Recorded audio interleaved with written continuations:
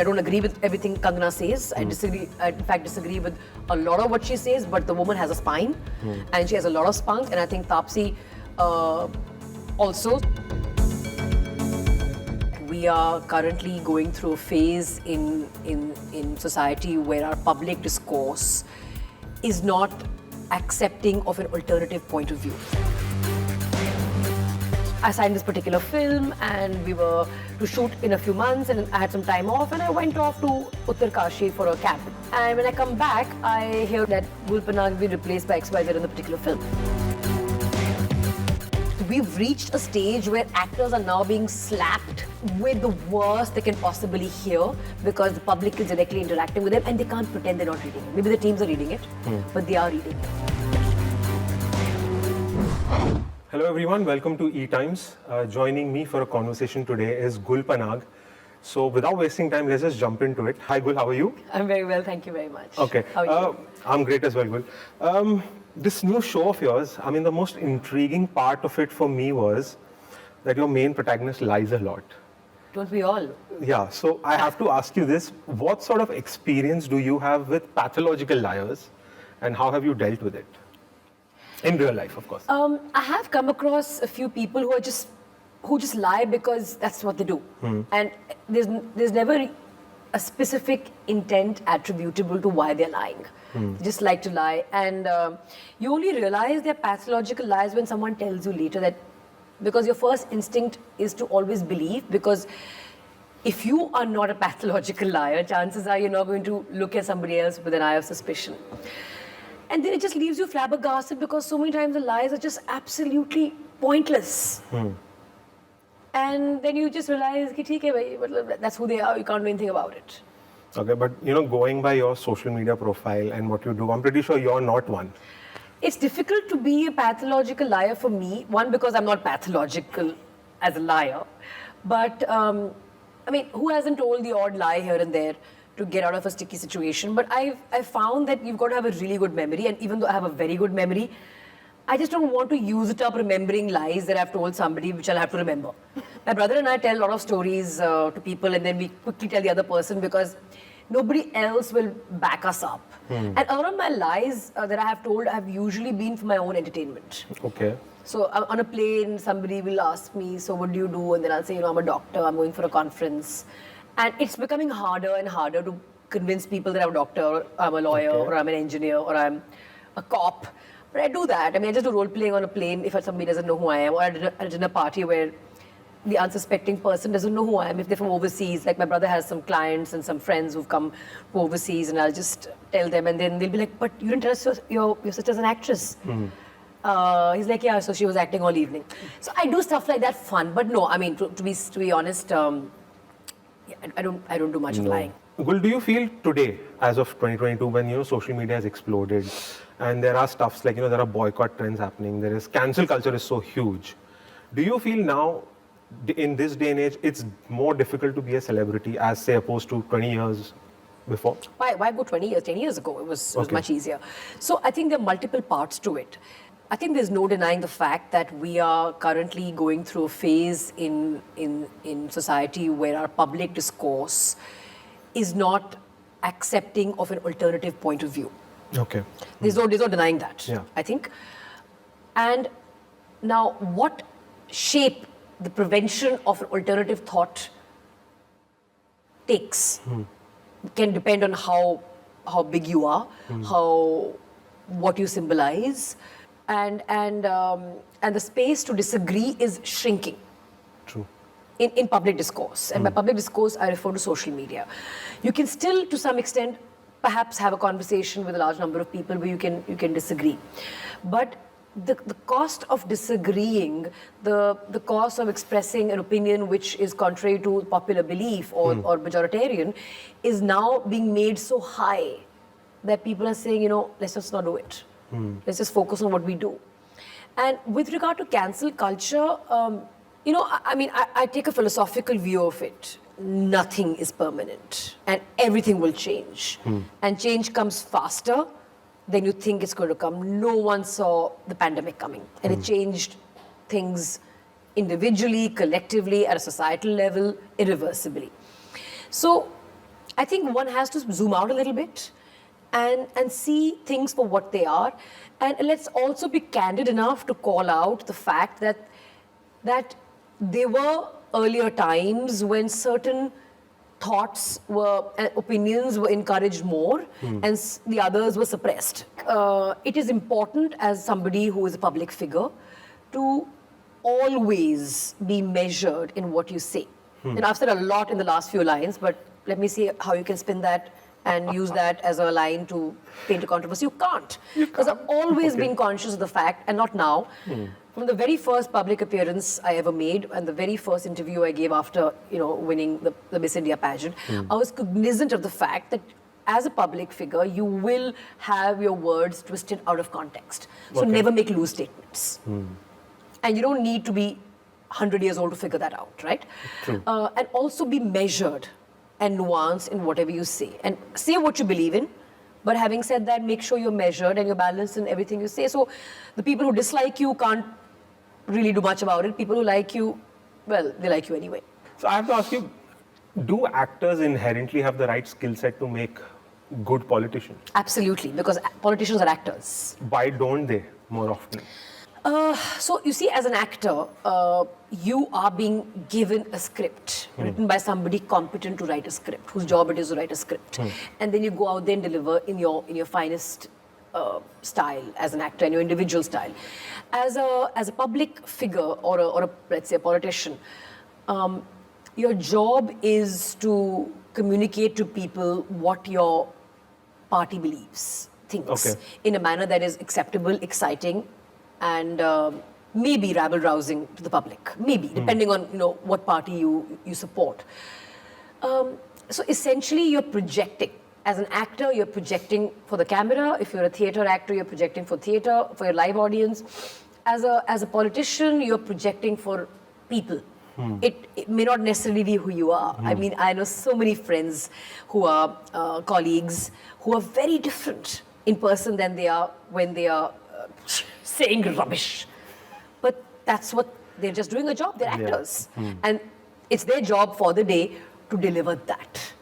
Another day they'll be delivering something else, but there's a party line, a script, a toolkit that runs in every party, which is a line that must be taken on a particular subject.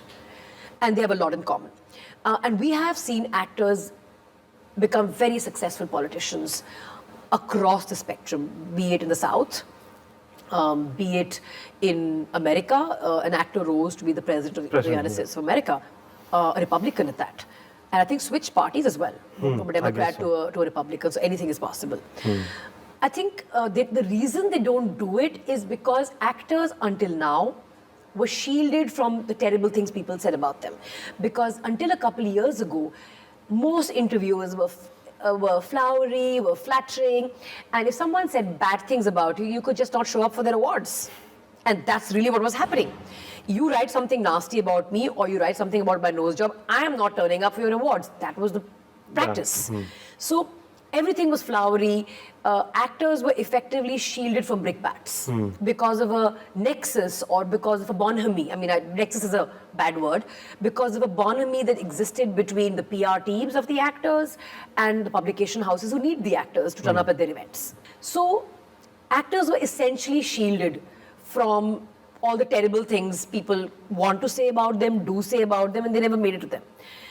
Two things happened with the advent of social media. One, they began hearing those things, and they realized that that era of us being shielded from the terrible things people say about us is over. So the bouquets and brickbats began coming in equal measure. And two, they were able to talk back, which is the other big differentiator. And I mean, and I'm coming to the third part. So because they were able to talk back, they didn't need to be interviewed by a rival publication to refute what the bad publication or the bad piece in the earlier publication said. You earlier had to wait or plant a piece to refute, say, an allegation or a whatever. I mean, God knows. I mean, an affair or bad choice or bad performance or your part was cut or whatever. Now you just go to Twitter and say your bit. Lastly, I think we will see a lot more actors coming into active politics because they're becoming thick-skinned. They're realizing that bouquets and brickbats are a part of being in public life.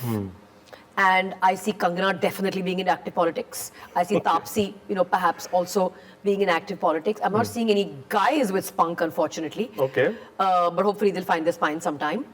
All right. But these two women have a spine. I mean, I don't agree with everything Kangana says. I disagree. I, in fact, disagree with a lot of what she says. But the woman has a spine, and she has a lot of spunk. And I think Taapsee also. So I wouldn't be surprised if the two of them will end up in politics sooner or later.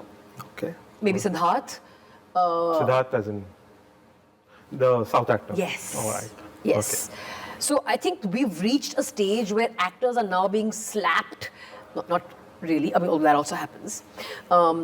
With the worst they can possibly hear because the public is directly interacting with them and they can't pretend they're not reading it. Maybe the teams are reading it, but they are reading it. And that's just a small space away from them saying, you know what, how bad can it get? And then they will make the transition. This is my view. I could be wrong. I have to also ask you this, your Twitter profile, very interesting. I have to read from the phone here. Entrepreneur, aviator, actor and producer, automobile and fitness enthusiast, biker, adrenaline junkie, adventurer, traveler, student. Is there anything you've not done yet? The student part means I have to do many things. Okay. So I'm always studying, literally. Okay. Well, what's this pursuit? I mean, do you get easily bored? Is that it?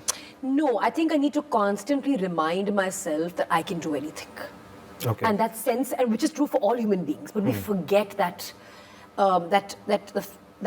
the fight and flight instinct. Most of us can fight no matter what comes our way. Okay. We just choose flight sometimes, right? And sometimes there's no sense fighting a tiger. Flight is a better option, right? True. And, if you go back to our primordial days. What I've found over time is that I like setting goals for myself.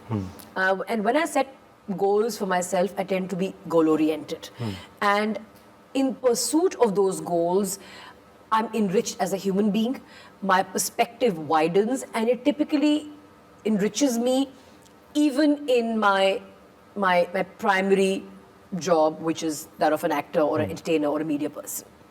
So I think for me, be it pursuing my master's in political science a couple of years ago, or getting a private pilot's license, or now more recently getting a law degree, I think it comes from a place of chasing a sense of accomplishment. Okay. And recently I cycled to Ladakh. It was very tough, and at one point I thought my lungs were going to burst. But when I finished that, I got that feeling that I can do anything.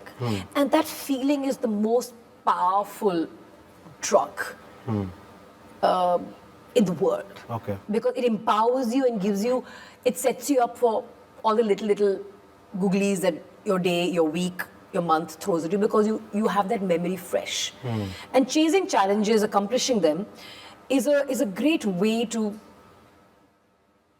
remain agile. Okay. And on your toes, because when you start leaning back on your heels, suddenly change will come and you won't know how to deal with it.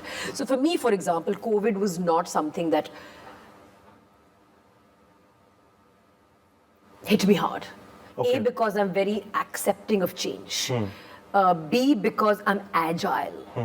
I'm always, if this doesn't work, okay, fine, we'll do this. I'm not somebody, I will always find a way around things, because I'm not fixated on how to do it. I'm fixated on the goals, and I'm flexible in my approach to achieving those goals. Okay. But traditionally, actors are not that diverse in terms of life pursuits, because acting And yet acting is such a diverse profession. Exactly. It's an oxymoron. Yeah, but your profession lets you have those experiences. Then why go seeking them in your real life? Because it lets you have them in little doses, right? Okay. So I'll give you an example. When I first came to Mumbai to pursue a career in movies, I happened to tell somebody that, I want to do this, and my hobbies are, I didn't say I had these hobbies, but this person happened to ask. I said, I like going trekking, camping. He said, don't ever say that. Just focus on Kathak and your acting. And I was like, okay. And, interestingly speaking, I signed this particular film, and we were to shoot in a few months, and I had some time off, and I went off to Uttarkashi for a camp. And when I come back, I hear on MTV through the late Nafisa Joseph that Gul Panag has been replaced by XYZ in the particular film. Okay. I had no idea. Oh, so that was the first time you found out? Yes. Okay. So my point is, it's a good thing I wasn't part of that film, firstly. And we've come a long way from there, and I just realized that anything that inhibits the person I am, I mean, at that point, my primary career and job was that of an actor. But I still believe I look back that I rebelled against the idea of being defined by it, even then. Okay. And a very interesting encounter I had with Deepthi Naval about a month ago when she was promoting her book. We were doing a reading in my hometown, Chandigarh. And, you know, she said something very interesting. Back in the day, in the 80s, when she was pursuing a career, whenever she didn't have work at hand, she would go off to shoot pictures in the mountains. Okay. She never waited around for when the next call would come and never chased work. And she said, I choose to be an actor as part of my career, but it's not who can define me only. So Okay. one of the things that I am is an actor, but I'm also a poet and a photographer and a painter. And she's outstanding at all these pursuits. Right. So I firmly believe that all human beings have the potential to do a lot more than what they confine themselves to or what they allow societal conditioning to confine themselves to. And again, I'm not a jack of all trades. I'm accomplished across multiple disciplines, and I want to use that as a case in point to define the fact that you can choose to be fairly accomplished across multiple things. Okay. Because it takes pursuit and discipline. I have to come to your career as well. You know, is that the reason why you sort of always chose different kind of films? I mean, your first film, Dhoop, was different. You've done Jurm, you've done Manorama. So Jurm was an aberration, in my opinion. As I look back now, I mean, at that point, I didn't know what I was doing. Okay. So when I did Door, and then when I did Dhoop, then I did Jurm, and then Door, I think. and after then that. Door. I think I was seeking a certain kind of cinema, and that cinema happened to find me. Okay. Dhoop found me.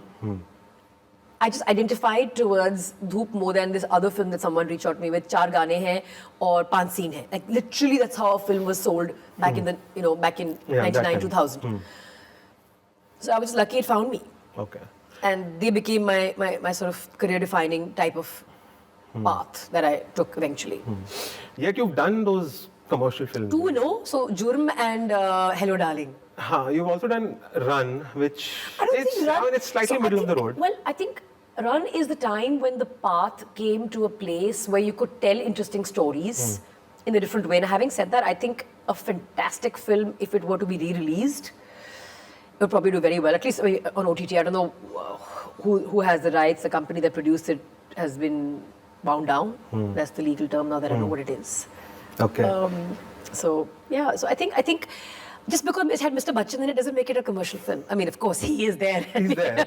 So just having to pay his salary makes it a commercial film. Right. But the point is, it's a genre of cinema. I mean, obviously, every film that you do is intended for commercial viewing. It's not meant for private films to be viewed in your like shady bedroom somewhere. Okay. I don't do those kind of non-commercial films, Right. But over the years, has your sort of preference or sort of artistic affinity changed as you've evolved? I think it has, and I think I like to be part of things that excite me, stories that haven't been told, or if stories that have been told, they're being told differently now, or characters that I haven't yet played, or characters that I've played but are now being played differently. For instance, Patal Lok character and my character Manorama 6 Feet Under were just the same character essentially, and that was the brief from the writer Sudeep. He said, very influenced by Manorama, self-confessed. What tends to happen is that when the person gives you a brief which is based on a character of yours that the person is adequately influenced by, it gives you a reference point. So I've played the same character essentially, but with a different take, With different shades. 15, 18 years later. So I don't know what attracts me, but I don't have a simple formula, but I'd like to believe that the parts that I choose to play, if taken out of the project or the film, would make the film incomplete or would make the story incomplete. And that's really the nuts and bolts of it. Okay. Okay, Gul, thank you so much for Thank your you for time. talking to All me. right. And thank you for joining us at ETimes.